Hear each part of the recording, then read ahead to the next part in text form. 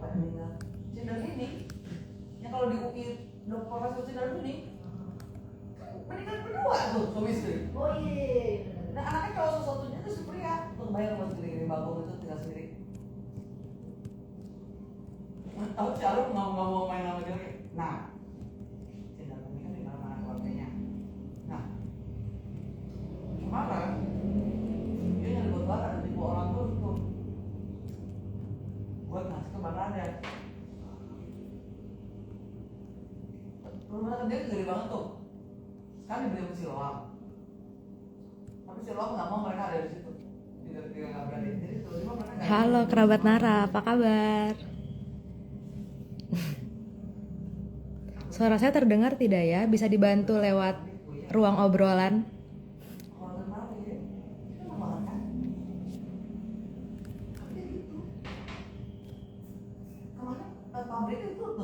Dijual sama dia rukonya di sini. Apa kabar nih semuanya? Gimana kabarnya hari ini? Dia menjual-jual. Kata si Baby, udah cerai kapan tahu sekarang udah turun gini. Goblok banget tuh temen-temen.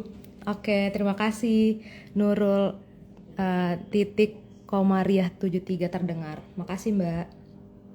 Oh ya, sebelumnya perkenalkan, nama saya Joyce dan saya akan mendampingi narasumber kita. Seperti biasa udah Ivan.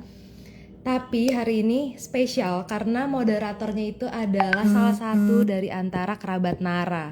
Dan lucu dan menariknya namanya Mbak Nara. Sebentar lagi akan saya undang.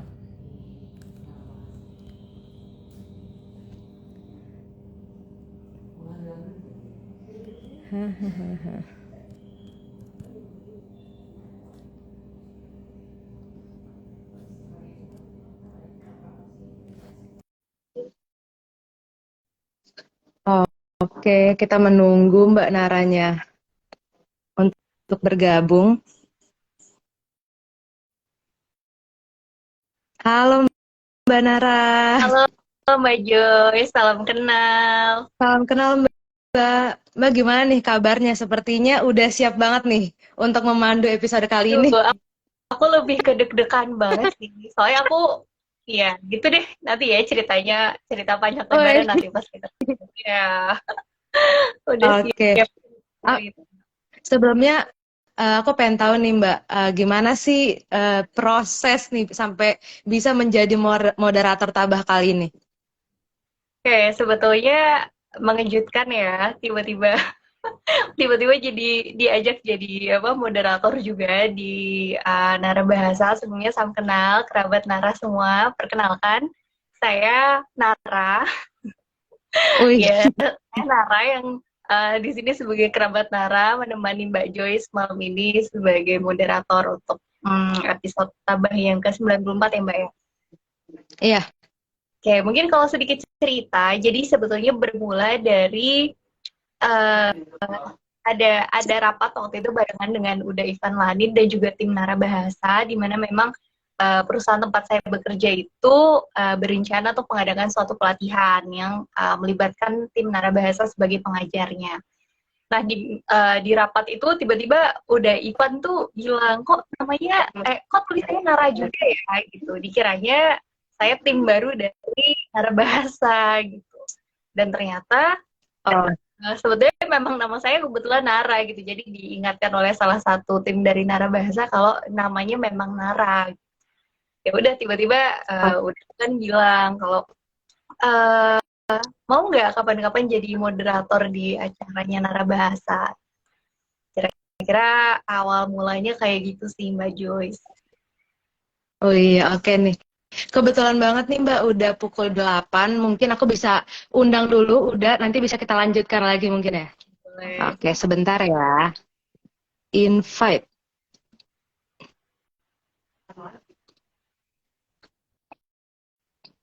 Oke.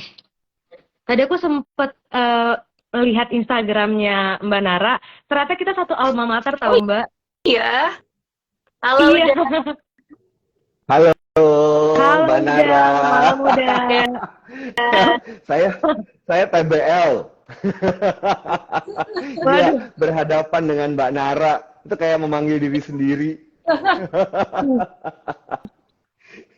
Tadi saya dengar, ya kerabat Nara, jadi perkenalkan moderator kita malam ini namanya Mbak Nara. Ya tadi seperti Mbak Nara sampaikan, kebetulan ada rapat waktu itu dengan antara Nara Bahasa dengan perusahaannya Mbak Nara. Lalu waktu saya lihat namanya Nara, waduh, saya langsung baru kali ini saya ketemu orang namanya Nara. Dan spontan saya bilang, Mbak Nara mau nggak kapan-kapan ngisi acara? Kan lucu kan, kita selama ini selalu menyebut apa persona adminnya Nara Bahasa dengan Nara, Mbak Nara, dan ini ada Mbak Naranya muncul. Tapi teman-teman jangan bayangkan bahwa Mbak Nara seperti ini ya, biarkan Mbak Nara yang ada di Nara Bahasa itu abstrak. Bisa nggak sengaja ya udah. Dan ternyata tadi Mbak Joyce cerita kita ternyata satu alma mater nih udah. Iya. Oh, Ternyata gimana? tadi udah pas aku cek di Instagram, aku dan Mbak Nara tuh satu alma mater nih udah. Vokasi UI. Di UI. Kalau boleh tahu luar biasa. Mbak Nara di mana Kak, Mbak?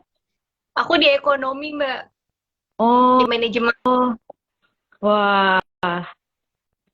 Kalau Mbak Joyce di apa? Jurusan apa? Aku kebetulan di vokasi. Udah sedang semester 6. Ya ampun, dan di lain sisi aku dulu 2012 alumni vokasi. 2012 aku masuk vokasi. Terus dari vokasi 2015. Jadi kita benar-benar satu alma mater.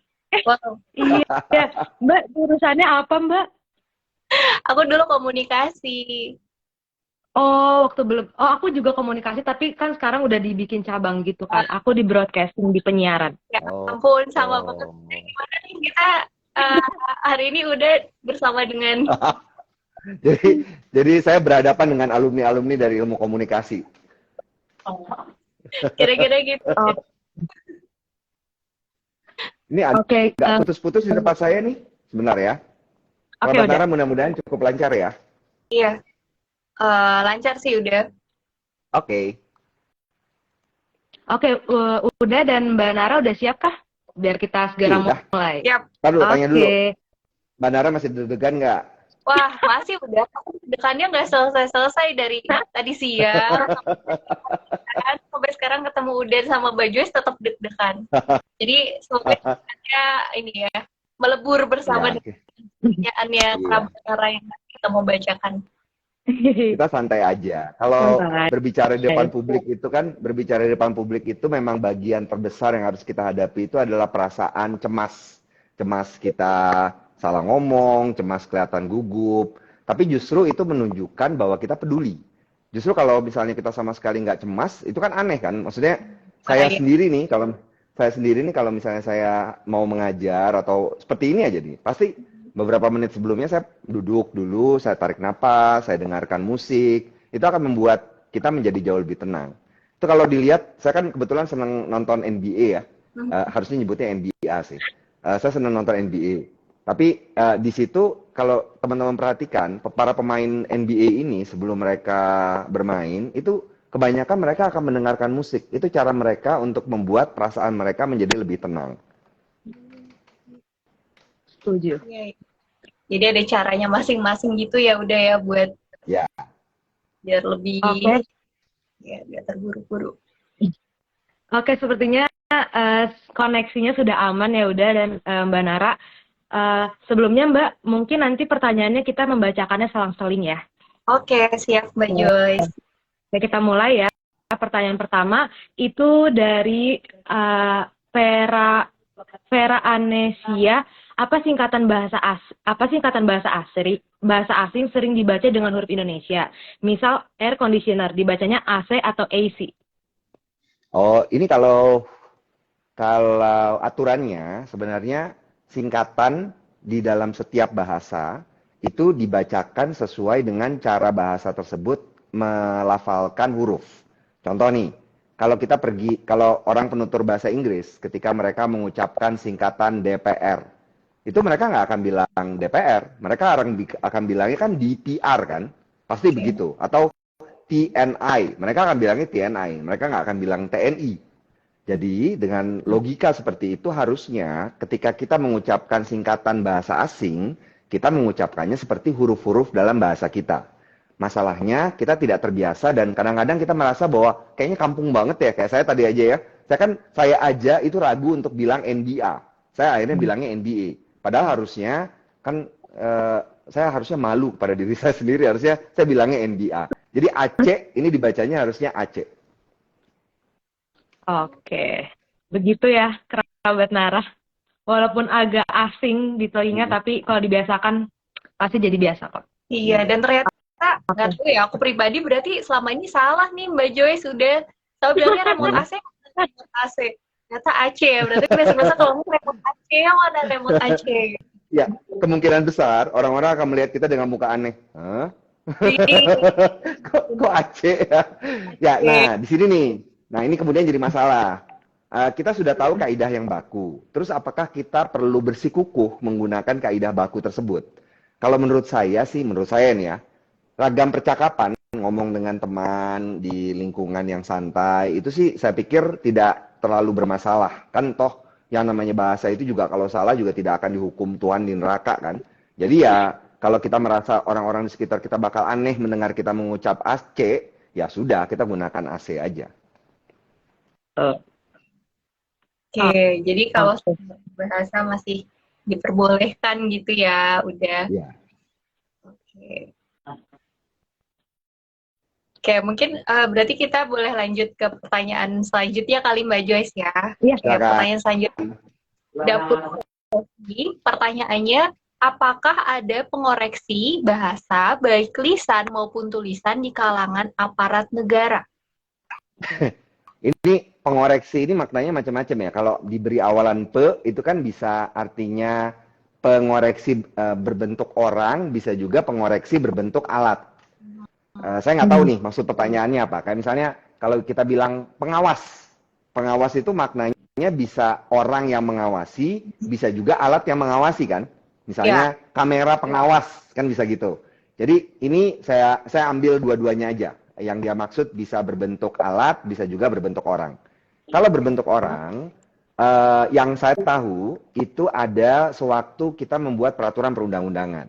Di dalam Undang-Undang 12 tahun 2011 tentang pembentukan peraturan perundang-undangan, setiap kali dibuat draft peraturan perundang-undangan itu harus ada yang namanya penasihat bahasa, kalau saya nggak salah ya.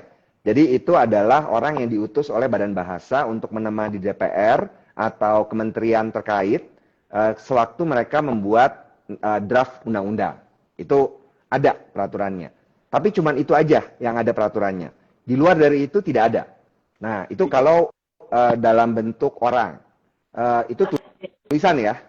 Kalau lisan, misalnya gini ya, Presiden Jokowi gitu, lagi pidato. Terus di tengah jalan ada orang di belakang, Pak, salah Pak. Nggak mungkin kan? Lisan tidak ada. Lisan tidak ada, dan saya pikir susah ya untuk menghadirkan orang yang mengoreksi lisan, pasti akan sulit.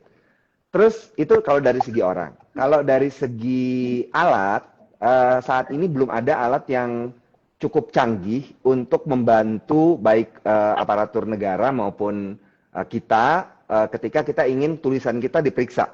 Nggak ada. Kalau bahasa Inggris kan ada Grammarly ya, di bahasa Indonesia belum ada.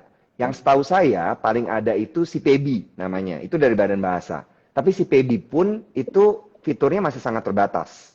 Bagi yang berminat untuk mengetahui tentang CPB ya, SIPEBI, itu silakan cari di Google, nanti bisa ketemu pasti.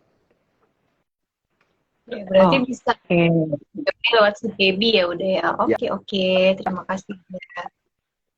Boleh banget dicek nih kerabat Nara, CPB. Oke, selanjutnya ada pertanyaan dari Kevin Inlieno Wildan. Apa sih padanan laundry udah? Penatu, Dobi, Benara. Penatu aja yang paling sering, penatu. Penatu.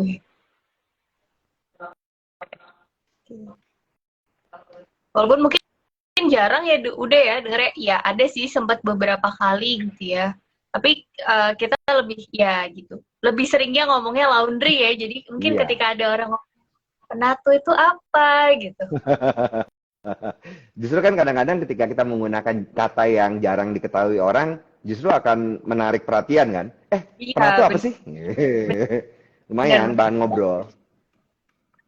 Ya. Bahan ngomong-ngomong kalimat-kalimat yang unik, kata-kata unik. Aku kemarin habis ngeliat postingannya Nara Bahasa tuh menarik banget tuh Mbak Joyce. Udah ada kayak beberapa kata yang kayak wah baru tahu nih gitu. Oh iya. Pas bertemunya matahari terbenam apa gitu kayak wah ternyata indah sekali ya bahasa Indonesia gitu. Iya, memang salah satu tujuan kami kan adalah memperkenalkan keindahan bahasa Indonesia. Kita kadang-kadang kan kita tuh asumsi kita muncul karena kita tidak tahu. Kita merasa belajar bahasa Inggris keren banget, banyak banget kosakatanya. Bahasa Indonesia sebenarnya juga banyak, cuma mungkin kita belum mengenalnya, itu aja. Betul. Setuju. Jadi ini sama udah. Ini ya para kerabat Nara yang di luar sana ingin tahu lebih banyak jangan lupa follow Nara Bahasa karena benar-benar jadi benar. Hari ini aku kayak minta tolong teman-temanku saya jangan lupa nonton ya karena bukan nonton akunya nonton Nara Bahasa ya ilmunya banyak banget ternyata. Keren banget Mbak. Itu. Terima kasih. Terima kasih Mbak Nara. Oke, kita lanjut ke pertanyaan dari Johan Salusu. Udah berarti SIM, surat izin mengemudi ya, walaupun diambil dari huruf pertama setiap kata, tetapi dilafalkan sebagai kata biasa. Termasuknya akronim ya? Iya, definisi akronim kan singkatan yang bisa dilafalkan seperti sebuah kata. Ya, masuknya akronim. Akronim ya. Oke, selanjutnya dari garis bawah Dri, mengapa titik elipsis sering disambung dengan huruf terakhir alih-alih dipisah? Dan ini tampaknya di banyak subtitle serial atau film. Mungkin agar hemat karakter sih. Karena kalau ada spasi kan lumayan kan. Apalagi kalau banyak. Tujuannya kalau menurut saya sih lebih kepada praktisan. Ini bisa disebut sebagai gaya selingkung atau house style. Tadi kan disebut ya. Di banyaknya di takarir film. Jadi itu gaya selingkung dari si pembuat takarir atau teks film tersebut. Oke. Ini kerabat Nara jeli juga ya nonton film sampai diperhatiin kenapa ininya nggak pakai ini. Akhirnya ditanyakan nih ditabah kali ini. Bagus. Rasa Iya dong. penasarannya bagus. Iya, kalau penasaran itu harus dilampiaskan. Kalau enggak itu bisa jadi bisul. Udah, tapi boleh nggak sih sebelum lanjut ke pertanyaan selanjutnya nih Mbak Joyce juga ya, mungkin di antara kerabat Nara ataupun sebenarnya aku lebih ke aku sendiri sih, titik elipsis itu apa sih? Elipsis itu tiga titik. Tanda 3 titik. Pernah lihat nggak? Jadi misalnya jadi terus untuk menggambarkan ragu-ragu misalnya jadi titik. Oh. Pernah lihat nggak? Oke, tahu. Nah, itu yang disebut elipsis. Ujung gitu ya, di ujung kalimat. Ya. Itu yang disebut dengan elipsis. Oke. Pelajaran baru buat Nara, terutama titik elipsis. Nah, itu saya tik tuh di ruang obrolan tuh. 3 titik. Itu elipsis. Oke, titik elipsis ya. Akhirnya nggak bertanya-tanya lagi, titik 3 itu apa namanya? Oh, namanya titik. Namanya elipsis. Oke.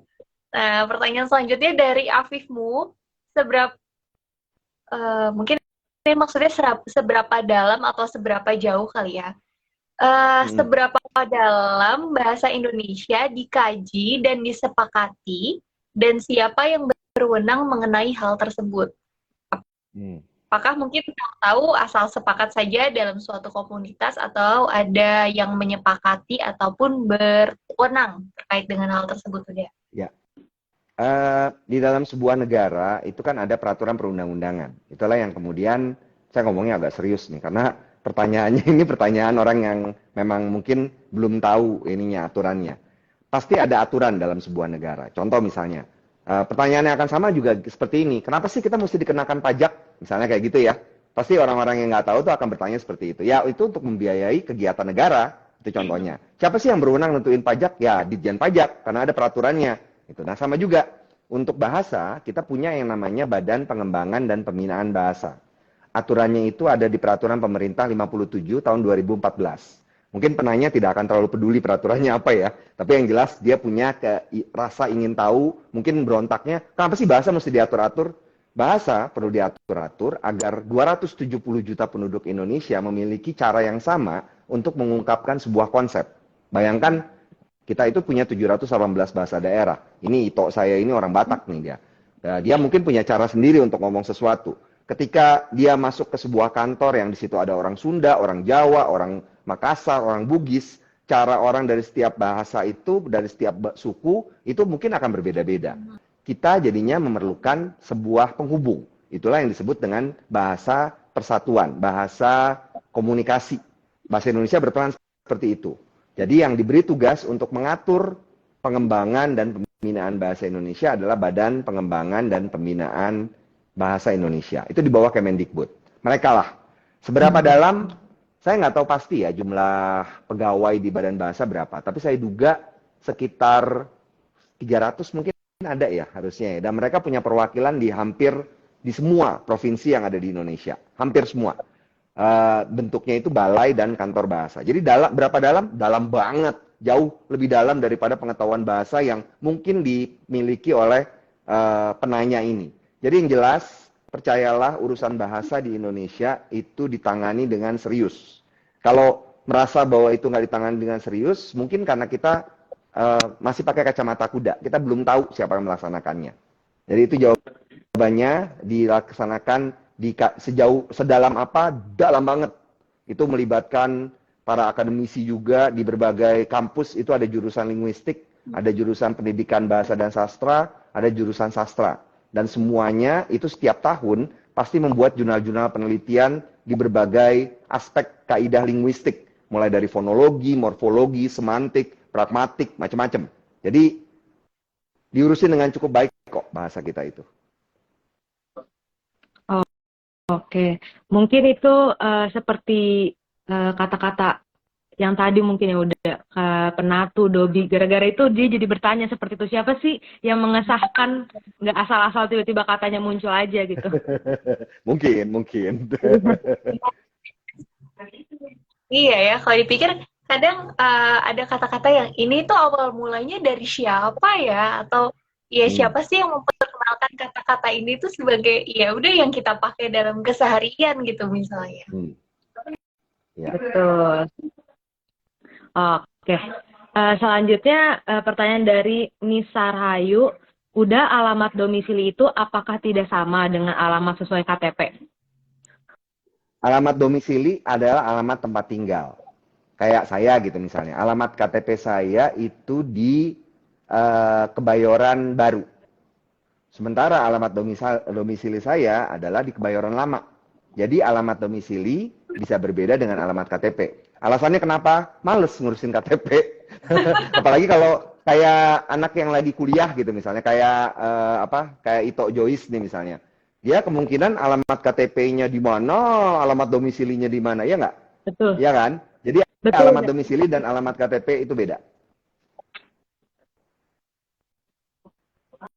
Jadi itu ya udah ya. Mungkin kadang suka kalau kita lagi isi formulir ya, Mbak Joyce, juga kan suka di alamat KTP, terus alamat domisili gitu ya. Jadi sekarang kerabat Nara udah tahu kalau domisili dan KTP itu bisa jadi berbeda kalau memang lokasi tinggalnya nggak sama dengan yang di KTP gitu ya. Iya. Mbak Nara sama nggak? Antara alamat KTP dengan domisili? Kebetulan sama udah. Jadi kalau misalnya bagian isi formulir tulisnya aku nggak tahu bacanya yang benar ya. Idem atau idem? Idem ya udah. Idem.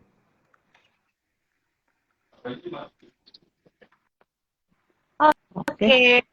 Nah, berlanjut dari pertanyaan tentang alamat nih, kita masuk ke pertanyaannya Brickfudge. Penggunaan kata di dalam tanda kurung itu, huruf pertamanya apakah harusnya kapital atau tidak? Tidak harus. Kecuali kalau misalnya itu nama atau judul. Nah, itu baru pakai huruf kapital. Kalau enggak, misalnya gini. Saya untuk mengambil dokumen itu harus diambil dengan cara diunduh, dalam kurung download. Nah, download itu kan bukan judul, bukan nama kan. Jadi ditulisnya dengan huruf kecil. Terus karena bahasa asing ditulis dengan huruf miring. Berarti nggak harus ya, udah ya, tergantung kata apa yang ada di situ. Oke, udah. Oke, kita beralih nih pertanyaan dari Caroline ZTH. Apakah setelah titik 2, sebuah kata harus diawali huruf kapital udah? Tidak, kecuali kalau itu awal kalimat. Oh. Jadi misalnya gini, saya membeli banyak barang. Titik 2, meja, kursi, dan lemari. Nah, meja, kursi, dan lemari itu kan bukan kalimat. Jadi di situ M-nya pakai huruf kecil aja. Oh, iya. Contoh yang pakai huruf kapital, misalnya, inilah alasan saya menolaknya. Titik 2, ia terlalu baik untukku. Jadi kalimatnya jangan bikin baper ya. Waduh, iya nih, langsung mau nanggapin nih. Dari sekian banyak contoh, kenapa yang itu ya, Mbak? Kenapa ya? Udah, ini soalnya terlalu umum nih jawabannya nih, udah nih. Jawaban terlalu baik nih, bahaya nih udah. Saya biasa contoh-contoh yang seperti ini langsung bisa nangkep nih, Langsung. Mbak Ya, dan betul. Uda sama kerabat Nara. Ya kan, langsung kita harus cari contoh tuh yang nyambung. Kalau kata anak sekarang relate. relate, bener. Bener, Setuju, udah. setuju. Ternyata penulisan iya tuh i-nya besar ya, udah ya. Kalau untuk di contoh kalimat tadi ya. Oh, karena dia awal kalimat, betul. Betul. Oke. Siap, udah. Oke, dari yang baper tipis-tipis kita lanjut ke pertanyaan selanjutnya, udah ya. Dari Oke. Zaki Ubaid nih, perbedaan penggunaan tanda petik. Oke. Seperti apa perbedaan penggunaan tanda petik 1 dan 2? Udah. Ini agak panjang ya kalau dijelaskan. Yang jelas, kalau kita uraikan tuh panjang sekali. Yang jelas, tanda petik ganda atau petik biasa kita sebutnya, itu memiliki lebih banyak fungsi. Ada 3 kalau saya nggak salah. Yang pertama untuk mengapit kutipan langsung. Misalnya, ibu berkata, ini makananmu. Nah, itu diapit tanda petik 2. Dipetik pakai petik 1 boleh nggak? Nggak boleh jawabannya. Kemudian yang kedua, petik tunggal, petik ganda itu dipakai untuk mengapit judul artikel atau judul bab misalnya.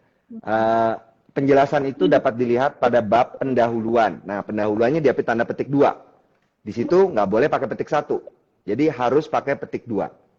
Kemudian yang ketiga, petik 2 itu dipakai untuk mengapit kata yang bermakna khusus. Jangan sekali-sekali memberikan amplop kepada petugas. Amplop dalam tanda petik itu artinya suap ya. Nah, di situ tidak boleh pakai tanda petik tunggal. Itu fungsi petik ganda, petik 2. Petik tunggal fungsinya ada 2, yaitu ketika ada petikan di dalam petikan. Contoh misalnya ketika kita menyebut judul artikel di dalam petikan langsung. Ia berkata, guru berkata, anak-anak silakan baca penjelasannya dalam bab pendahuluan. Nah, guru berkata itu kan setelahnya kan kutipan langsung tuh. Itu pakai tanda petik kan. Kemudian bab pendahuluan itu juga harusnya pakai tanda petik. Cuman karena dia ada petik dalam petik, itu pakai petik tunggal. Kebayang nggak? Kalau pakai petik ganda lagi kan orang jadi bingung kan mana yang petik, mana yang membatasi petik. Itu fungsi pertama. Fungsi kedua, petik tunggal itu digunakan untuk mengapit makna atau terjemahan. Jadi misalnya itu merupakan policy tanda petik tunggal ya, kebijakan perusahaan. Seperti itu. Itu penggunaannya. Untuk jelasnya silakan lihat ejaan .kemdikbud.go.id. Itu ada di sana. Buat kerabat Nara yang mungkin tadi belum terlalu nangkep nih gimana penjelasan dari Uda, boleh banget tuh kata Uda cek di ejaan.kemendikbud.go.id. Itu di situ jelas penjelasan. Ya menarik ya. Tentang tanda petik 1 dan 2 ini betul sih, emang kayak suka bingung sebetulnya peletakannya tuh cocoknya di apa, di kata ataupun kalimat yang seperti apa gitu. Iya, Itu ada kadang di suka keliru. Iya, ejaan benar. Kemdikbud. Oke, udah nanti abis ini ngecek lebih lanjut deh. Nah, ini dari ejaan kita lanjut ke pertanyaannya WDRPJ underscore. Artinya pelanggaran di dalam novel itu, sebentar udah. Artinya pelanggaran di dalam novel itu pengecualian. Padahal novel sering menjadi referensi atau objek penelitian. Ini tampaknya tersambung dengan pertanyaan pada waktu itulah. Soalnya kan pertanyaan yang tercatat di sini kan biasanya diajukan waktu ada acara tabah. Betul. Ini mungkin kelanjutannya. Kalau saya tidak salah, beberapa pekan, 2 pekan yang lalu itu sempat dibahas masalah kebebasan pelanggaran dalam tanda petik di dalam karya sastra seperti novel. Ya, ini kelanjutannya. Ya, betul sekali itu pengecualian. Padahal bahwasanya novel itu sering menjadi referensi atau objek penelitian itu juga benar, tapi seorang mahasiswa linguistik yang paham, dia akan tahu bahwa di dalam berbagai jenis tulisan itu ada karakteristik masing-masing. Jadi tidak usah khawatir bahwa bahwa walaupun novel itu sering digunakan sebagai sumber rujukan penelitian, orang yang meneliti paham bahwa novel itu memiliki kekhususan tertentu. Tenang aja. Oke. Berarti karena itu laras sastra ya udah. Jadi ya, pengecualian. Betul sekali. Betul sekali. Berarti ada yang sih.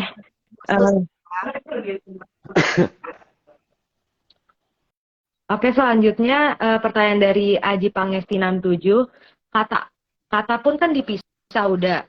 Tapi kenapa siapapun digabung? Atau yang benar dipisah juga udah? Yang benar dipisah.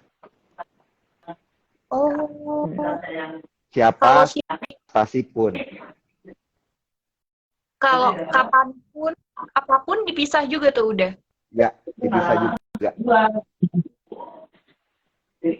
Kan ya kita dengar kapanpun, apapun, dimanapun gitu. Berarti sebenarnya semuanya harusnya dipisah ya udah ya. Kalau ditulis dipisah. Tapi kalau ngomong kan kita nggak akan bilang dimanapun, punnya dipisah kan nggak bilang gitu kan. Mbak Nara biasanya digabung apa dipisah nih Mbak? Kayaknya dari ketawanya kayak digabung nih. Aku masih tim digabung nih Mbak Joyce, makanya sambil kayak oh yang bener gini. Soalnya lagi suka ngomong iya apapun, dimanapun, kapanpun gitu. Jadi lagi ada suatu tagline yang buat ya ternyata salah. Gitu. Dipisah harusnya. Dia langsung revisi dia udah. Siap. Okay.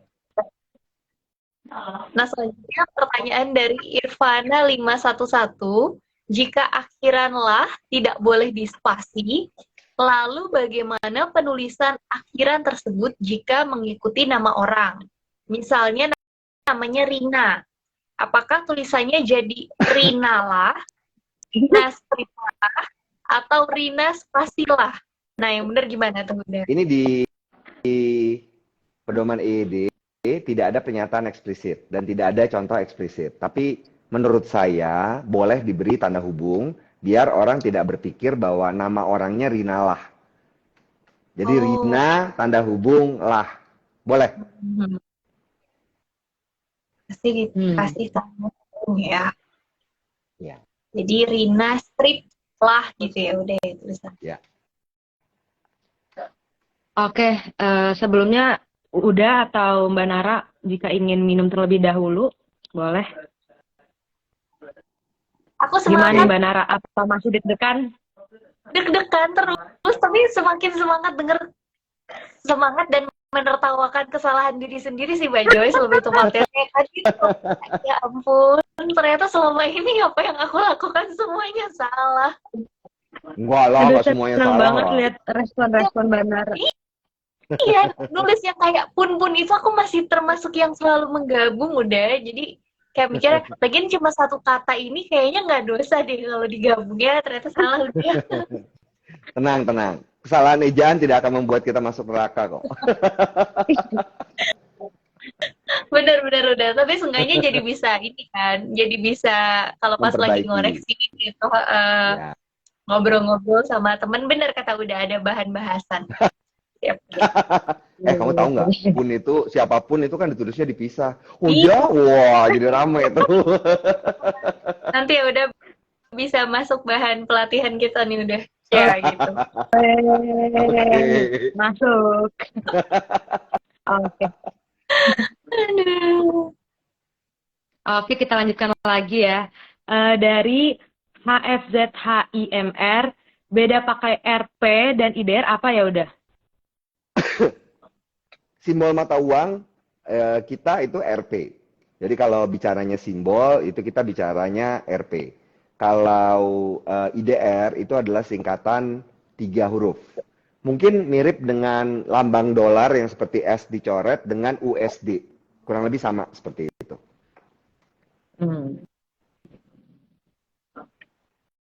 Oke. Tapi mungkin kalau di internasional jadinya pakainya IDR itu ya udah gimana sih? Ini kan sebenarnya ditetapkan oleh ISO. Saya lupa nomor ISO-nya berapa. Itu ada ISO tentang mata uang. Cuman kalau coba aja lihat deh di surat kabar misalnya New York Times atau Washington Post misalnya. Itu sampai sekarang pun surat kabar itu masih memakai lambang dolar. Mereka belum menggunakan singkatan 3 huruf. Jadi walaupun sudah ditetapkan oleh lembaga internasional, tetap saja orang-orang masih menggunakan simbol. Simbol tetap lebih umum ya. Ya, tetap lebih umum. Nah, sekarang masuk ke pertanyaannya Vira RSI 08.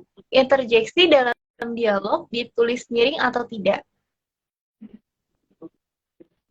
Secara umum ya, karena kebanyakan interjeksi diberi tanda cak di KBBI. Coba jadi cek di KBBI, misalnya gini, sih ya, misalnya sih. Lihat aja KBBI sih. Di KBBI sih itu diberi lambang cak. Cak itu artinya ragam percakapan. Cuman yang lain misalnya deh. Deh itu nggak ada tanda dia ragam percakapan, jadi tidak perlu ditulis miring. Ini kalau kita mengambil patokan pada KBBI ya, artinya kita taat secara bukan berubah, taat banget dengan KBBI. Kita hanya menulis dengan huruf miring ketika itu ditandai sebagai ragam cakapan.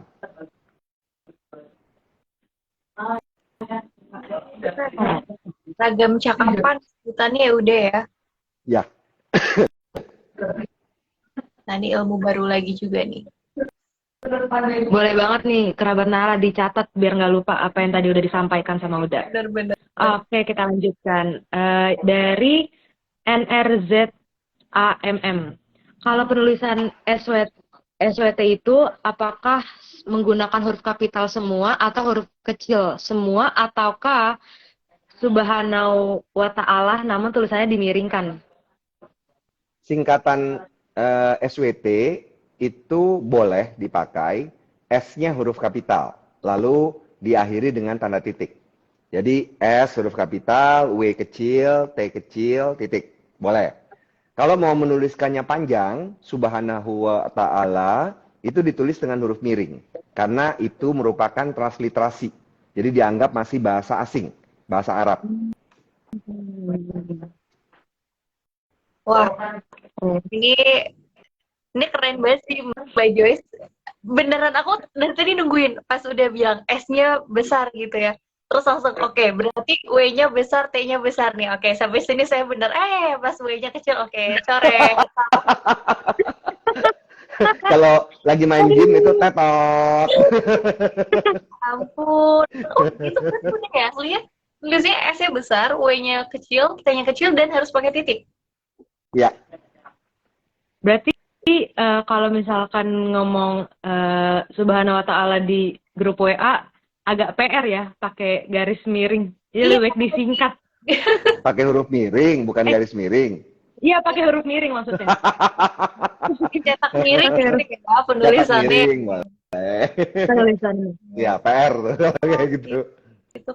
Udah, tapi jadi nanya lagi dikit boleh ya, Dea? Aku penasaran. Nah, kalau misalnya nulisnya Allah Subhanahu wa ta'alanya SWT berfirman. Ini tetap antara SWT dengan berfirman, T-nya tuh di situ masih kayak gitu deh. Eh, titik di situ kan berperan untuk mengakhiri singkatan, bukan berperan untuk mengakhiri kalimat. Oh. Jadi bedakan nih. Berarti Allah Subhanahu wa ta'ala berfirman. Nah, berfirmannya tetap dianggap sebagai satu kalimat. Dia pakai Iya. huruf kecil. Oh. Gitu. Nah gitu ternyata kerabat Nara, mungkin apalagi yang ini kan apa kalimat-kalimat ucapan lebaran kan biasanya suka gitu ya. Atau waktu ini bikin prakata untuk skripsi.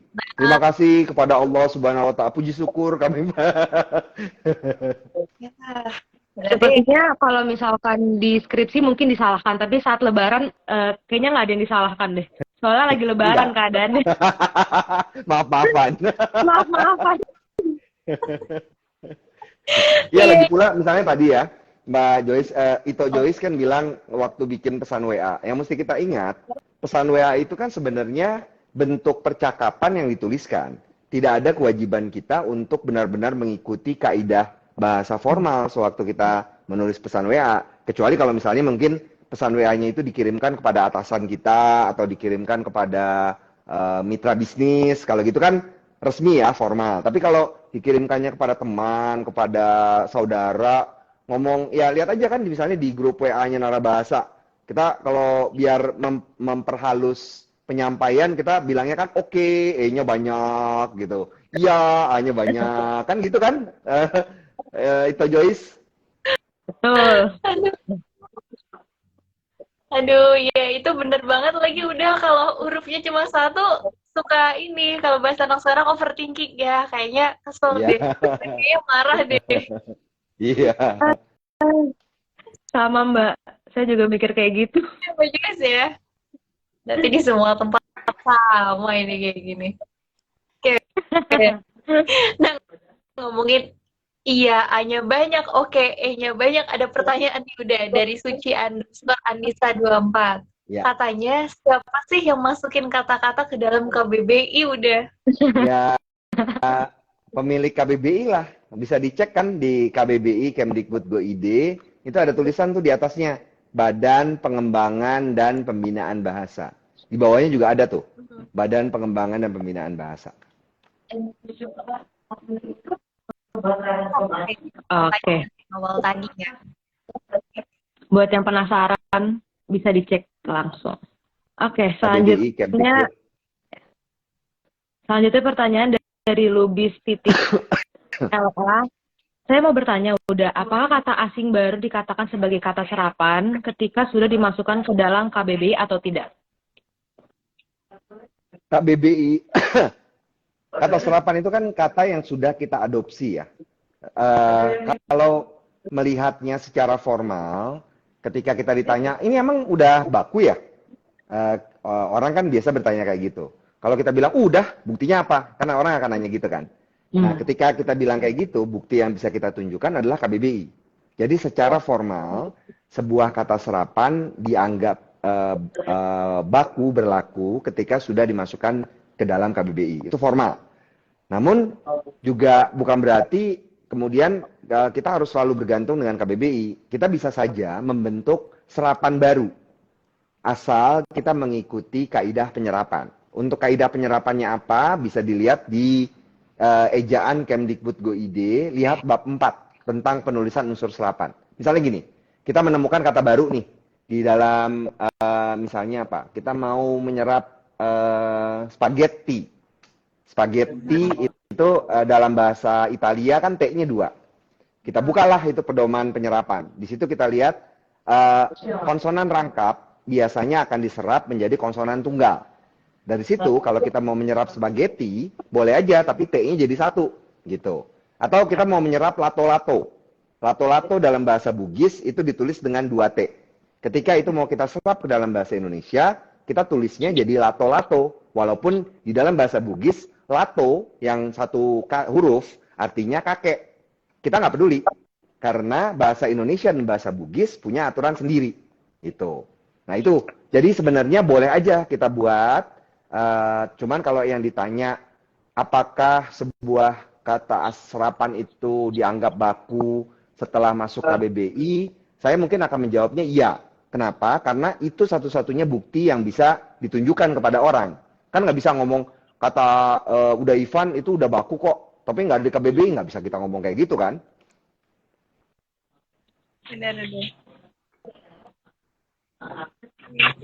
Baru tahu loh udah tuh kalau kayak spaghetti bahasa asing ketika diserap ke bahasa Indonesia konsonannya itu jadi cuma satu gitu ya.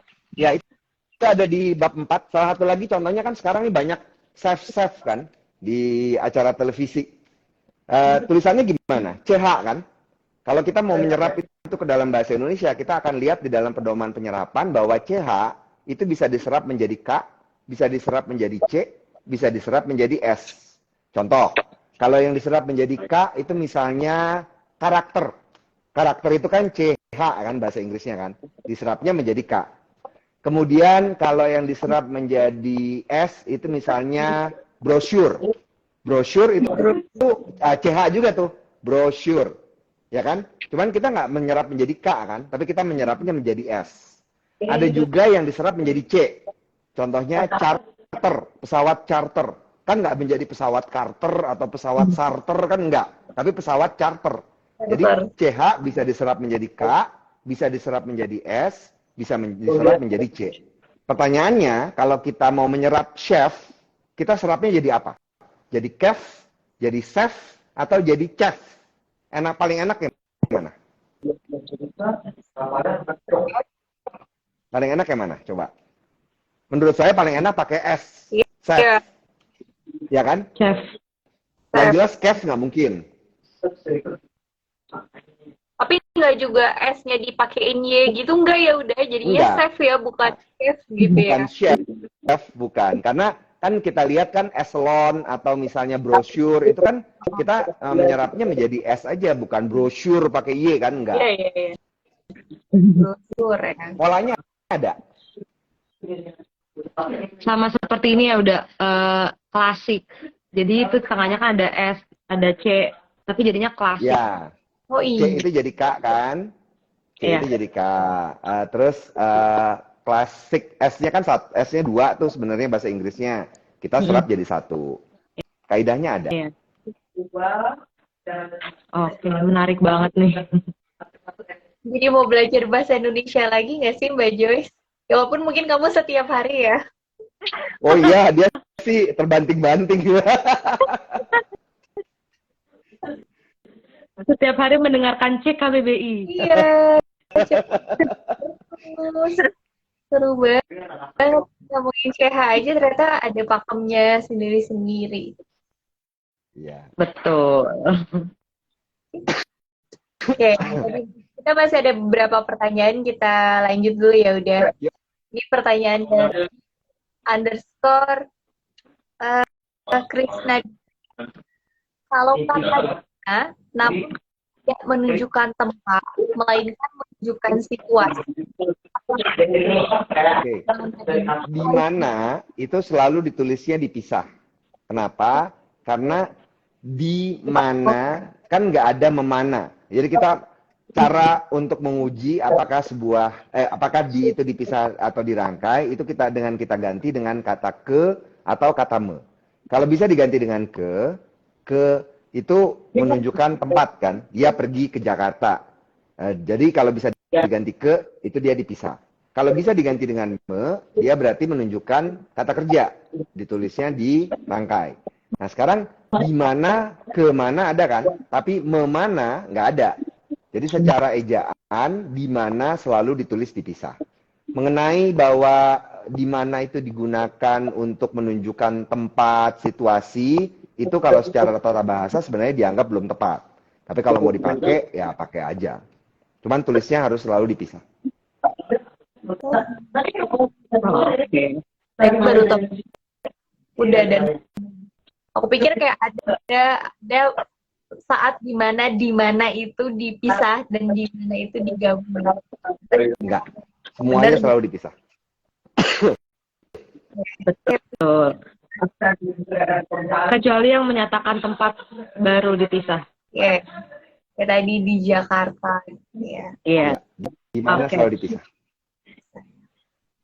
Oke, selanjutnya pertanyaan dari Zugu Fagar.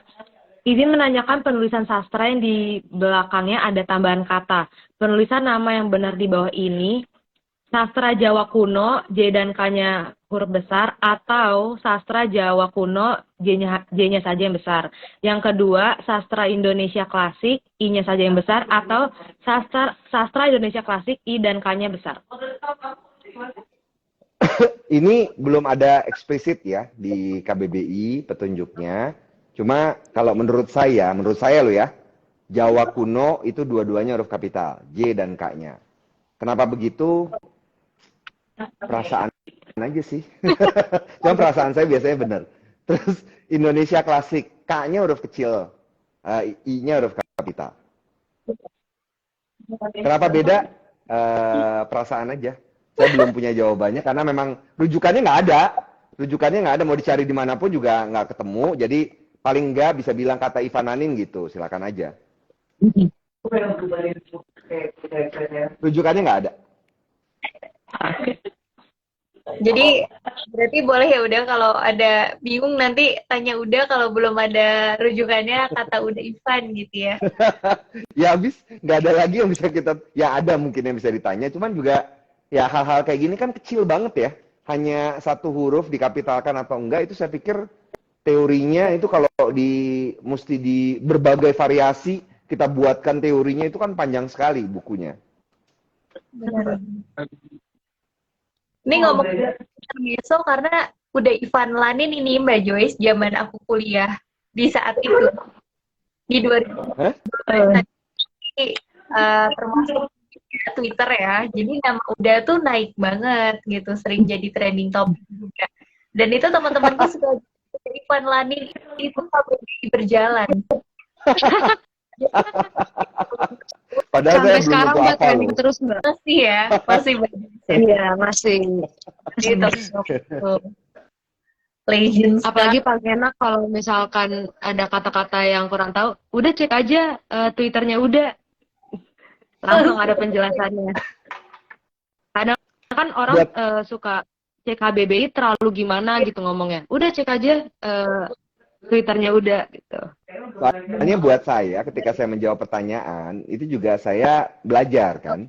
Sebenarnya kan jawabannya itu banyak. Ini semua pertanyaan teman-teman yang dikumpulkan ini kalau kita cari di Google itu pasti ketemu. Saya yakin sekali pasti ketemu. Cuma masalahnya kan kita mesti mengais-ngais tuh. Pertama kita mesti mencari kata kunci yang tepat. Itu satu. Iya. Terus dari berbagai jawaban atau berbagai halaman yang ada, kadang-kadang kita bingung mana yang benar. Itu kan? Ya, itu sih sebenarnya menjadi masalah. Benar, udah. Kayak gini jadi udah tahu langsung yang benar yang mana, daripada kalau googling satu-satu kadang masih susah misalnya Joyce ya, mana yang benar, mana yang salah. Oke.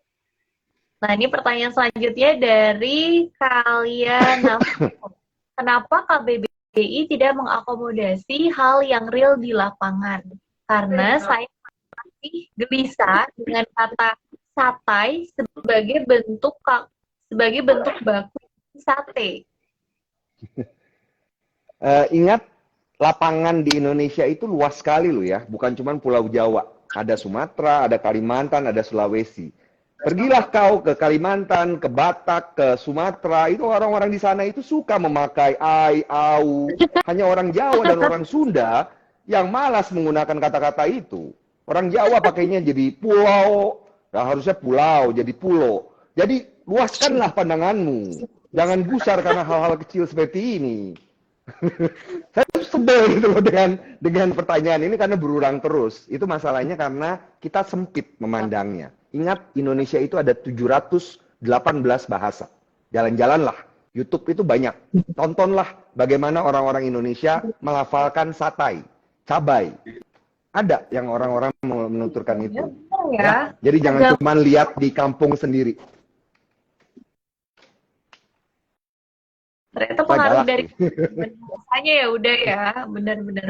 Ya di daerah lain ya mungkin kebetulan yang ditemui banyaknya lebih ke akhirannya tapi ternyata di luar sana banyak yang ai tadi. Iya, betul. Lagi pula kenapa Iya. harus gusar ya udah ya?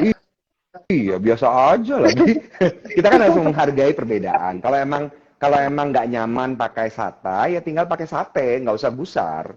Cuman ingatlah bahwa ada orang-orang yang menyebutnya satai. Jadi yang diperhatikan mengenai ejaan yang baku adalah yang diambil itu adalah asal katanya. Asal katanya dari bahasa Melayu itu pasti banyak diftong. Pasti banyak au, pasti banyak ou, pasti banyak ai. Begitu itu masuk ke Jawa, masuk ke Sunda, orang Jawa dan orang Sunda menyederhanakannya. Dari tadinya ai menjadi satai jadi sate, capai jadi capek, gitu. Itu penyederhanaan sebenarnya. Oke, Ya, ini saya cuma ilmu pura-pura baru juga. saya cuma pura-pura marah doang kok. Biar dramatis. Ilmu baru karena Pura-pura gusar. pura-pura gusar. Ya abis dia bilang dia gusar, aku pun bisa gusar lah. Ditahan. Masih banyak tenaga untuk menjawab pertanyaan-pertanyaan kerabat Naran nih. Gusarnya Oke, selanjutnya ada pertanyaan yang cukup panjang nih udah. Ya. Dari Risya garis bawah family. Saya bertanya tentang penamaan hewan. Yang pertama, kenapa hyena di dalam bahasa Indonesia dinamakan dubuk? Kenapa tidak hyena saja dan hewan ini memang tidak ada di Indonesia? Terus yang kedua, dari mana asalnya penamaan bulu babi? Kenapa tidak dinamakan landak laut seperti halnya dalam bahasa Inggris yaitu sea urchin atau head dog? Ini pertanyaannya kenapa ya? Kenapa dan dari mana? Jawaban saya sederhana. Dari mana dan kenapa? Jawaban saya sederhana, belum tahu. Maaf ya, udah nulis panjang-panjang. Ya, memang menjawab pertanyaan kenapa itu paling susah. Karena kan gini, apa ya, dokumentasi bahasa itu kerap kali tidak lengkap. Itu yang jadi masalah. Kita tidak bisa mencarinya, kadang-kadang kita tidak bisa mencari sumber rujukannya. Jadi terus terang saya tidak tahu. Kalau merasa bahwa itu lebih tepat ya pakai aja. Intinya itu. Oke. Berarti sejauh ini belum tahu ya udah untuk pertanyaan tadi. Belum tahu. menarik juga ini pertanyaannya panjang sekali Mbak Joyce ya. Dibaca-baca oh iya, oke. Tapi berarti Kerabat Naran ini sangat Maaf ya. sangat antusias Iya, saat bertanya. maaf ya. yang bertanya ini pengetahuan umumnya oke banget sih udah sampai mencari padanan ya Mbak Joyce ya kayak Kena kalau bahasa Indonesia jadi apa gitu. Iya. Betul. Oke. Nah, dari perhewanan kita lanjut nih pertanyaannya Fahrul Razi. Perhewanan. Tapi sering bahas hiena sama landak laut ya udah ya. Nah sekarang ngomongin tentang apakah ada padanan kata untuk musyawarah dan gotong royong dalam bahasa Inggris? Kebetulan Seperti waktu itu apa saya nih? pernah lihat terjemahan bahasa Inggrisnya Pancasila. Untuk terjemahan bahasa Inggris Pancasila itu kan ada pasal sila keempat kan. Nah, itu musyawarah dipadankan dengan deliberation. Kemudian kalau gotong royong itu pernah ada artikelnya Bung Hatta yang diterjemahkan menjadi bahasa Inggris. Gotong royong itu diterjemahkan menjadi cooperation. Jadi musyawarah itu deliberation, gotong royong itu cooperation. Wah ini benar-benar harus rajin baca ya udah ya. Ini udah tadi aku pas udah ngejelasin, aduh referensinya luar biasa banget. Artikelnya Bung Hatta, langsung baca di Pancasila gitu kan. Ya, kita kan sebenarnya kan ini kebiasaan dari dulu. Makanya saya sebel kalau melihat warganet itu berdebat nggak pakai rujukan. Menurut saya kan gini, oke oke menurut lu boleh kayak gitu, cuman rujukannya apa? Itu kan kita bicaranya kan pada akhirnya rujukan. Iya, ada datanya gitu ya. Ya. Oke. Selanjutnya ada pertanyaan dari Bro Wulsukipri. Nah, ini pertanyaan cukup menarik nih udah. Bahasa pertama di dunia itu apa? Nabi Adam dulu apakah bahasanya Arab? Gila ini kepo banget nih pasti dia nih. Saya pernah baca ya saya lupa deh rujukannya mana, tapi ini hasil bacaan. Yang sulit untuk menentukan bahasa mana yang tertua di dunia adalah peninggalan atau buktinya. Kan masalahnya bahasa itu ada yang lisan. Mungkin manusia Neanderthal itu sudah menciptakan bahasa sendiri. Sudah mungkin ya. Tapi mereka nggak punya peninggalan. Masalahnya itu. Jadi yang bisa kita deteksi sebagai bahasa tertua adalah ketika ada peninggalannya, bukti tertulis. Nah, bahasa tertua yang ada peninggalan tertulisnya itu bahasa Sumeria. Bahasa Sumeria ini di wilayah dulu namanya Mesopotamia, kalau sekarang itu mungkin Irak ya, daerah sekitar Irak. Itu ada bukti peninggalannya, bentuknya itu cuneiform, nama aksaranya. Itu tahunnya itu sampai 3000 sebelum Masehi. Itu dianggap bahasa tertua yang masih bisa ditemukan peninggalan tertulisnya. Kalau sebelum itu ada bahasa, orang-orang sekarang nggak tahu karena nggak ada bukti tertulis kan. Itu. Kecuali kalau zaman dulu bisa ngerekam suara. Mungkin ada alien pernah datang ke sini ngerekam suara, tapi kita mesti tunggu alien itu nanti pulang lagi ke bumi. Terus yang kedua, ini pertanyaannya seru nih. Nabi Adam, bahasanya apa? Mau jawaban yang gampang, mana gue tahu, Bo. Maaf ya, karena waktu zaman peninggalan yang tertua aja dalam bentuk tulis, itu baru ada waktu bangsa Sumeria, 3000 tahun sebelum Masehi. Waktu Nabi Adam itu nggak ada bukti tertulisnya. Terus bagaimana caranya kita tahu bahwa Nabi Adam itu ngomong apa? Pada paling yang bisa kita ambil itu misalnya gini contohnya ya. Lihat ayat kitab suci misalnya. Saya pernah baca ayat kitab suci pun beda-beda gitu versinya. Misalnya kalau dari di hadis Rasul itu pernah dibilang bahwa bahasa surga adalah bahasa Arab. Nah dari situ orang berasumsi bahwa bahasa Nabi Adam adalah bahasa Arab. Cuman bisa aja itu masalah egonya orang Arab kan? Nggak tahu. Dan nggak penting juga kita tahu kali ya. Nabi Adam bahasanya apa? Iya sih, udah tahu tentang banyak kebahasan, tapi nggak bahasa Nabi juga ditanyain ke udah ya udah. Ya nggak apa-apa, ini kan orang penasaran. Kalau penasaran nggak dipuaskan itu jadi bisul kan saya bilang. Iya, asas ini siapa tahu udah tahu gitu kan. Tahu.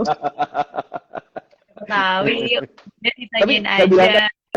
saya bilang tadi bahwa pertanyaan-pertanyaan dari menjawab pertanyaan itu membuat kita selalu belajar sih. Karena tadi misalnya ini pertanyaan ini yang bahasa pertama di dunia itu bukan pertama kali diajukan. Sebelumnya juga pernah ada yang mengajukan pada Tabah tahun 2020 kalau saya tidak salah. Ketika mendapatkan pertanyaan itu pertama kali saya juga terhenyak tuh, saya diem, apa ya? Nggak tahu, akhirnya saya baca-baca, cari-cari, terus kan saya orangnya skeptis ya. Jadi dari satu sumber itu nggak cukup. Jadi saya melihat ke berbagai sumber lain. Akhirnya karena ada yang bilang itu bahasa Mesir kuno ya. Ada juga yang bilang bahasa Armanik. Ada yang bilang bahasa Sumeria. Akhirnya saya banding-bandingkan dan saya yakin bahwa yang benar itu bahasa Sumeria. Contoh gitu. Jadi berguna sekali sebenarnya menjawab pertanyaan.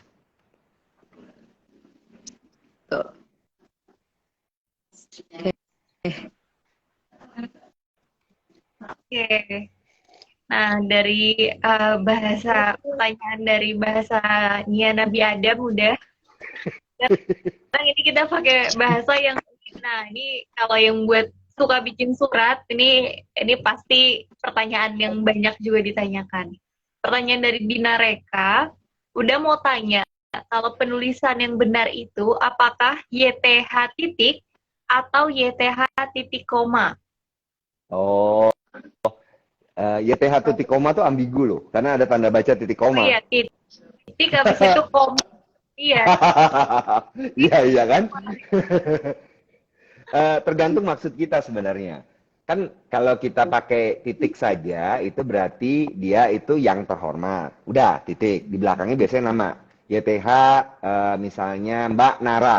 Itu YTH titik Mbak Nara. Tapi kalau kita pakai koma, itu bisa maknanya itu sapaan atau panggilan kan. Yang terhormat, koma. Kan bisa gitu kan? Atau misalnya selamat siang, koma. Sebagai pembuka percakapan kan kita sering memberikan sapaan kan. Nah, setelah sapaan itu kita pakai koma. Boleh dua-duanya, tapi yang lazim, yang hanya pakai titik. Itu lazim. Jadi YTH terus diikuti nama orangnya. Oke. Lazimnya yang pakai titik aja ya, nggak ada komanya. Oke, sepertinya karena sudah pukul 9 lewat, pertanyaan tadi menjadi pertanyaan terakhir nih udah. Jadi kurang lebih kita sudah menjawab 24 pertanyaan. Yeay. Saya udah jam 9, Mbak Joyce. Ya ampun. Nggak kerasa saya, Mbak? Nggak berasa banget. Aku kayak udah mau ini semangat. Ayo Mbak Joyce lanjut pertanyaan. Iya, aku juga. Saya kantor. juga dari tadi juga pengen lanjut lagi. Ingat besok kantor. Buat kerabat Nara yang pertanyaan belum dijawab bisa nanti dijawab di tabah berikutnya. Dan jika ada pertanyaan-pertanyaan yang ditanyakan boleh banget diajukan melalui pesan langsung media sosial Nara Bahasa. Oh ya, sebelumnya Mbak Nara boleh dong kesan pesannya gimana nih menjadi moderator tabah episode kali ini? Kesannya aku bingung harus mengungkapkan dari sebelah mana. Yang pertama yang jelas tuh aku deg-degan tadi ya, udah berulang kali aku bilang. Yang kedua adalah aku masih suka takut kalau ngomongnya, suka campur-campur. Mbak Joyce kan kadang kayak tadi tuh aku masih selalu bilang underscore, maaf ya udah, atau apa kalau di bahasa Indonesiain garis bawah ya, garis bawah underscore kan dari tadi bacain nama pengguna. Aku dari tadi udah ngomongnya username-nya underscore Joyce gitu. Pede aja lah gitu, tapi udah harusnya kan kayak gitu ya. Lebih ke hal-hal yang kayak gitu sih. Itu jadi salah satu experience yang berkesan banget buat aku. Terima kasih banyak udah diajak buat nemenin Mbak Joyce malam ini, ketemu dengan kerabat Nara. Jangan lupa kalau yang punya pertanyaan ini, dari tadi saya banyak banget pertanyaan, aku sampai nge-scroll. Gak sabar. Dan beragam ya pertanyaannya ya. Iya, tambah 95, wah. Ingin tahu jawabannya apa aja ini. Oke, terima kasih kepada Uda untuk waktunya. Semoga jawaban tadi bisa terjawab dengan baik dan bisa bermanfaat. Makasih juga kepada Mbak Nara untuk energi positif dan semangatnya. Makasih. Mohon maaf banget aku kelilipan ini. Terharu. Pasti Pak Jus nih kayak terharu nih saking banyak kayak yang nonton pertanyaannya juga. Oke, terima kasih, sampai bertemu di kali berikutnya. Dah. Makasih udah, makasih Mbak Nara.